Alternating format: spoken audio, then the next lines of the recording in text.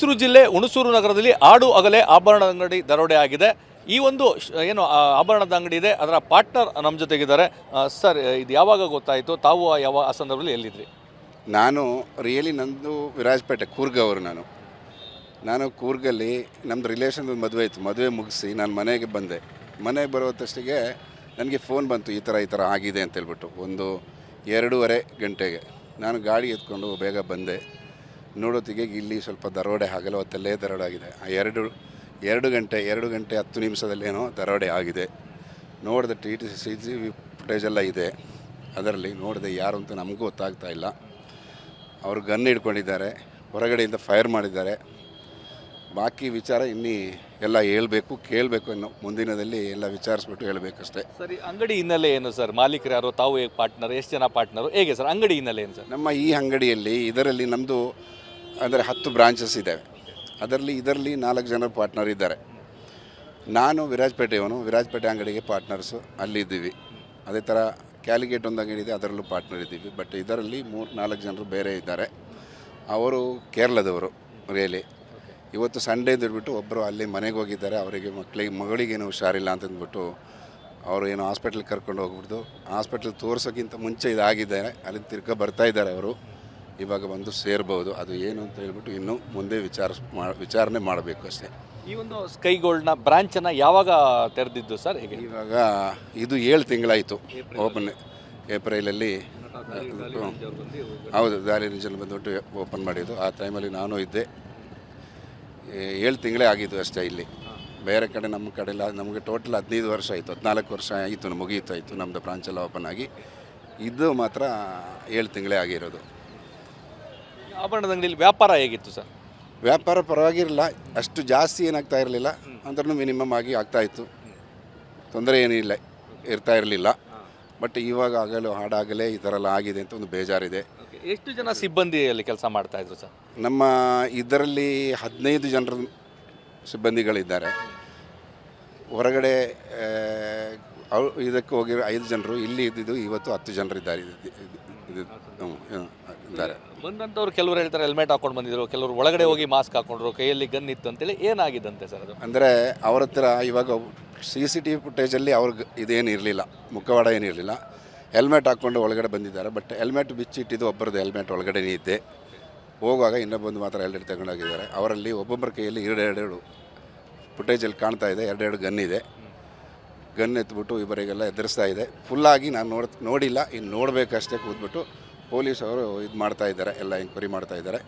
ಅದರ ವಿಚಾರದಲ್ಲಿ ಆಮೇಲೆ ಮಾತಾಡ್ಬೋದು. ಸರ್, ಈ ಬ್ರಾಂಚ್ನಲ್ಲಿ ಎಷ್ಟು ಆಭರಣಗಳಿತ್ತು ಸರ್? ಮತ್ತು ಎಷ್ಟು ಆಭರಣಗಳಿಗೆ ಕಳ್ತನ ಆಗಿರ್ಬೋದು ಅಂದಾಜು? ಸುಮಾರು ಅಂದಾಜಾಗಿ ಇವಾಗ ನಮಗೆ ತೂಕ ಮಾಡಿಬಿಟ್ಟು ಹೇಳ್ಬೇಕು ಅಷ್ಟೇ. 7 kg ಮೇಲೆ ಇರ್ಬೋದು, 7 kg ಮೇಲೆ ಇರ್ಬೋದು ಹಾಳಾಗಿರೋದು, ಅದೇ ಹೋಗಿರೋದು ತೆಗೆದು. ಬಾಕಿ ಟೋಟಲಾಗಿ ಇವಾಗ ನಮಗೆ ಎಲ್ಲ ಬಾಕಿ ಇರೋದನ್ನು ವೆಯ್ಟ್ ಮಾಡಿದರೆ ಮಾತ್ರ ನಮ್ಗೆ ಗೊತ್ತಾಗೋದು ಎಷ್ಟು ಹೋಗಿದೆ ಅಂತ. ಎಷ್ಟು ಹೋಗಿದೆ ಅಂತ ಅದೆಲ್ಲ ಗೊತ್ತಾಗಲ್ಲ. ಅಂದರೆ ಏನಾದ್ರು ಟಾರ್ಗೆಟ್ ಮಾಡಿದಾರೆ ಸರ್? ಇಂಥ ಆಭರಣಗಳನ್ನ ಎತ್ಕೋಬೇಕಾದ್ರೆ ಡೈಮಂಡು ಮತ್ತು ಚಿನ್ನ ಎಲ್ಲ ಇತ್ತು. ಸೊ ನಗದು ಏನಾದ್ರು ತೊಗೊಂಡಿದ್ದಾರಾ ಅಥವಾ ಹೇಗೆ ಅವರು ಮೋಡ್ ಆಫ್ ಆಪರೇಂಡಿಸ್? ಇಲ್ಲ, ಅವರು ನಗದು ಏನು ತೊಗೊಂಡಿಲ್ಲ, ಬರೀ ಚಿನ್ನನೇ ಮಾತ್ರ ತಗೊಂಡಿದ್ದು. ದೊಡ್ಡ ಹಾರನ್ನು ಬಿಟ್ಬಿಟ್ಟು ಅದನ್ನು ಟಾರ್ಗೆಟ್ ಮಾಡಿ ಅದನ್ನೇ ಬಿಚ್ಕೊಂಡು ಹೋಗಿದ್ದು. ಚಿಕ್ಕದೆಲ್ಲ ಬಿಟ್ಟುಬಿಟ್ಟಿದ್ದಾರೆ. ಅವರಿಗೆ ಟೈಮ್ ಇರಲಿಲ್ಲ ಕಾಣುತ್ತೆ, ಅದಕ್ಕೋಸ್ಕರ ಅವರು ಆ ಕಡೆ ಹೋಗಿಲ್ಲ. ನಮ್ಮ ಹುಡುಗನಿಗೆ ಒಬ್ಬನಿಗೆ ಬೆದರಿಸ್ತಾ ಇದ್ದಾನೆ, ಗನ್ ಹಾಕ್ಬಿಟ್ಟು ತೆಗೀರಪ್ಪ ಅಲ್ಲಿ, ಇಲ್ಲಾಂದ್ರೆ ಹೊಡಿತೀನಿ ಅಂದ್ಬಿಟ್ಟು ಅವ್ರ ಕೈಯಲ್ಲೂ 1-2 ತೆಗೆಸ್ತಾನೆ ಇವರು. ಅದೆಲ್ಲ TV ಫುಟೇಜಲ್ಲಿ ಇದೆ, ಎಲ್ಲ ನೋಡ್ತಾ ಇದ್ದಾರೆ. ಪೊಲೀಸ್ ಅವರು ಎಂಕ್ವೈರಿ ಮಾಡ್ತಾ ಇದ್ದಾರೆ. ಬಂದವರು ಯಾವ ಭಾಷೆಯಲ್ಲಿ ಮಾತನಾಡ್ತಾ ಇದ್ರಂತೆ? ಅದ್ರ ಬಗ್ಗೆ ಕ್ಲೂ ಏನಾದ್ರು ಸಿಗುತ್ತಾ ಅಥವಾ ಮುಖ ಏನಾದ್ರು ಕಾಣಿಸ್ತಾ ಇತ್ತು ಅವ್ರದ್ದು ಅಂತ? ಮುಖ ಕಾಣ್ತಾ ಇದೆ. ಅವರು ಹಿಂದಿಯಲ್ಲೇ ಮಾತಾಡ್ತಾ ಇರ್ತಾರೆ ಬಿದ್ದಿದ್ದಂತು. ಅದು ಸರಿಯಾಗಿ ಇನ್ನೂ ನಾನು ಏನಂದರೆ ಎಲ್ಲ ಮೈಕ್ ಹಾಕ್ಬಿಟ್ಟು ಕೇಳಬೇಕು ನಮಗೆ ಅದೇನೋ ಅಲ್ಲಿ ಅದು ಏನಿದೆ. ಏಕೆಂದರೆ ಇವಾಗ ನಮ್ಗೆ ಕೇಳೋಕ್ಕಾಗಿಲ್ಲ ಅಂದರೆ ಯಾವುದು ಮುಟ್ಟೋಕೆ ಹೋಗಿಲ್ಲ, ಯಾವುದು ಮುಟ್ಟಬಾರ್ದು ಅಂತಂದೆ. ಅದು ಪೊಟೆ ಇದೆಲ್ಲ ಫಿಂಗರ್ ಪ್ರಿಂಟ್ ತೆಗಿತಾ ಇದ್ದಾರೆ. ಅದಕ್ಕೋಸ್ಕರ ಆದಮೇಲೆ ನಮಗೆ ವಿವರನ ಹೇಳ್ಬೋದು. ಶಾಕಿಂಗ್ ಸರ್, ಯಾಕಂದರೆ ಹೃದಯ ಭಾಗದಲ್ಲಿ ಜನರು ಓಡಾಡುವಂಥ ಸಂದರ್ಭದಲ್ಲಿ ಈ ರೀತಿ ಕೃತ್ಯ ಆಗಿರುವಂಥದ್ದು ಒಂದು ರೀತಿ ಶಾಕಿಂಗ್ ಎಲ್ರಿಗೂ. ಹೌದು ಸರ್, ನಿಜವಾಗಿಯೂ ಈ ಪಟ್ಟಣದ ಮಧ್ಯಭಾಗ ಪಬ್ಲಿಕ್ ಇರುವ ಜಾಗದಲ್ಲಿ ಈ ತಿರಿ ಹೋಗೋರಾಗಿದ್ದು ಬೇಜಾರೆ. ಇನ್ನು 100% ವಿಶ್ವಾಸ ನಮಗೆ ಹತ್ತಿರ ಪೊಲೀಸವರು ಹಿಡಿತಾರೆ. ಅವರು ಆ ಥರ ಎಂಕ್ವೈರಿ ಮಾಡ್ತಾ ಇದ್ದಾರೆ. 100% ಹಿಡಿತಾರೆ. ಅವರು ಅನುಮಾನ ಇದೆಯಾ ಸರ್? ಅಂದರೆ ಎಕ್ಸ್ ಎಂಪ್ಲಾಯಿಗಳು ಅಥವಾ ಅವರು ಆ ಥರದವ್ರು ಏನಾರು? ಯಾಕಂದರೆ ಗೊತ್ತಿಲ್ಲದಿರೋರು ಮಾಡೋದಕ್ಕೆ ಸಾಧ್ಯನೇ ಇಲ್ಲ. ಬಂದು ಎಲ್ಲೆಲ್ಲಿ ಏನೇನಿದೆ ಅಂತ ನೋಡಿ. ಇವಾಗ ಇಷ್ಟು ತನಕ ನಮಗೆ ಯಾವ್ರ ಮೇಲೇನೂ ಅನುಮಾನ ಇಲ್ಲ. ನೋಡು ಹಾಗೆ ಎಂಕ್ವೈರಿ ಮಾಡಿಬಿಟ್ಟು ಆಮೇಲೆ ಅದನ್ನು ತಿಂದರೆ ಪತ್ತಾಗಿ ಹೇಳ್ತೀವಿ ಅಷ್ಟೇ. ಸರ್, ಮತ್ತೊಂದು ಅನುಮಾನ ಇರುವಂಥದ್ದು, ಕೋಟ್ಯಾಂತರ ರೂಪಾಯಿ ಬಂಡವಾಳ ಇರುವಂತಹ ಸ್ಥಳದಲ್ಲಿ, ಕೋಟ್ಯಾಂತರ ರೂಪಾಯಿ ಬಂಡವಾಳ ಹಾಕಿರುವಂಥ ಸ್ಥಳ, ಇಲ್ಲಿ ಅರ್ಧಂಬರ್ಧ ಕನ್ಸ್ಟ್ರಕ್ಷನ್ ಆಗಿರುವಂಥ ಜಾಗ, ಈ ರೀತಿ ಜಾಗದಲ್ಲಿ ಚಿನ್ನದ ಅಂಗಡಿ ಹೇಗೆ ಅಂತ? ಅಂದರೆ ನಮಗೆ ಎಲ್ಲರೂ ಸೊಲ್ಯೂಷನ್ ಕೊಟ್ಟಿರೋದು ಪಾರ್ಕಿಂಗು, ಒಳ್ಳೆ ಜಾಗ, ಏರಿಯಾ ಅಂತಲೇ. ನಾವು ಇಲ್ಲಿಯವರಲ್ಲ, ನಿಜಕ್ಕೂ ನಾನು ವಿರಾಜಪೇಟೆ ಕೂಡುಗವರು, ಆದರೆ ಪಾರ್ಟ್ನರ್ಸು ಕೇರಳದವರು. ನೀವು ನಾವು ಒನ್ ಆಫ್ ದಿ ಪಾರ್ಟ್ನರು. ಅಂದರೆ ಇದರಲ್ಲೆಲ್ಲ ನಮ್ಮ ಬೇರೆ ಇದರಲ್ಲಿ ಆ ಥರನೇ ನಮ್ಮದು ಬೇರೆ ಕಡೆ ಎಲ್ಲ ಇದೆ, ಚೆನ್ನಾಗಿದೆ, ಚೆನ್ನಾಗಿ ನಡೀತಾ ಇದೆ. ಇದು ಒಳ್ಳೆಯ ಇಲ್ಲ, ನಮ್ಮ ಬ್ರಾಂಚಲ್ಲಿ ಎಲ್ಲೂ ಆಗಿಲ್ಲ, ಒಂಚೂರು ಹೋಗಿರ್ಕು ಬಿಡ್ತಾ ಇರಲಿಲ್ಲ, ಬಿಟ್ಟೂ ಇಲ್ಲ. ಎಲ್ಲದಲ್ಲೂ CCTV ಫುಟೇಜು ಕರೆಕ್ಟಾಗಿರುತ್ತದೆ. ಎಲ್ಲ ಕಡೆನೂ ವಿಚಾರಿಸಿ ನೋಡ್ಬೋದು. ನಮ್ಮದು ವಿರಾಜಪೇಟೆ ಇದೆ, ಮಡಿಕೇರಿನೂ ಇದೆ, ಆ ಥರ ಬ್ಯಾಂಗ್ಳೂರಲ್ಲೂ ಇದೆ, ಕೇರಳದಲ್ಲೂ ಇದೆ. ಯಾವುದು ಎಲ್ಲೂ ಒಂದು ಕೇಸು ಹೋಗೋದು ಇದು ಮಾಡೋದು ಯಾರ್ದು ಆಗಿಲ್ಲ.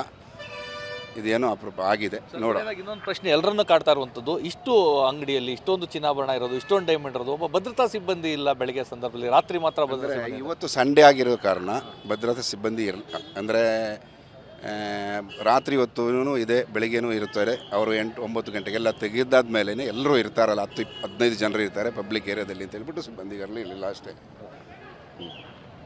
ಇದು ಆಭರಣದ ಅಂಗಡಿ ಮಾಲೀಕರ ಪಾರ್ಟ್ನರ್ಸ್ ಅವರ ಮಾತು. ನನಗೆ ವಿಚಾರ ತಿಳಿದ ತಕ್ಷಣ ಇಲ್ಲಿಗೆ ಬಂದಿದ್ದೇನೆ. ನಾನು ಬಂದ ತಕ್ಷಣ ಎಲ್ಲ ಮಾಹಿತಿಯನ್ನು ಕಲೆ ಹಾಕಿದ್ದೇನೆ. ಆದರೆ ಹೇಗಾಗಿದೆ ಏನಾಗಿದೆ ಗೊತ್ತಿಲ್ಲ. ನಮ್ಮದು ಸಾಕಷ್ಟು ಬ್ರಾಂಚ್ಗಳಿದ್ದಾವೆ, ಎಲ್ಲವೂ ಸಹ ಚೆನ್ನಾಗಿ ನಡೀತಾ ಇದ್ದಾವೆ. ಇಂತಹ ಕೃತ್ಯ ಎಲ್ಲೂ ಸಹ ಆಗಿಲ್ಲ. ನಗರದ ಮಧ್ಯಭಾಗದಲ್ಲಿ ಈ ರೀತಿ ಕೃತ್ಯ ಆಗಿರುವಂಥದ್ದು, ಅದು ಆಡು ಹಗಲಲ್ಲಿ ಎಲ್ಲರನ್ನೂ ಸಹ ಬೆಚ್ಚಿ ಬೀಳಿಸಿದೆ. ಆದರೆ ವಿಶ್ವಾಸ ಇದೆ, ಪೊಲೀಸರು ಯಾರು ಈ ದರೋಡೆಕೋರರಿದ್ದಾರೆ ಅವರನ್ನು ಬಂಧಿಸ್ತಾರೆ, ಎಲ್ಲವೂ ಸಹ ಸರಿಯಾಗ್ತಿದೆ ಅನ್ನೋ ಒಂದು ವಿಶ್ವಾಸವನ್ನು ಸಹ ವ್ಯಕ್ತಪಡಿಸಿದ್ದಾರೆ. ಕ್ಯಾಮ್ರಾ ಪರ್ಸನ್ ಪ್ರಮೋದ್ ಜೊತೆ ರಾಮ್, TV9 ಮೈಸೂರು.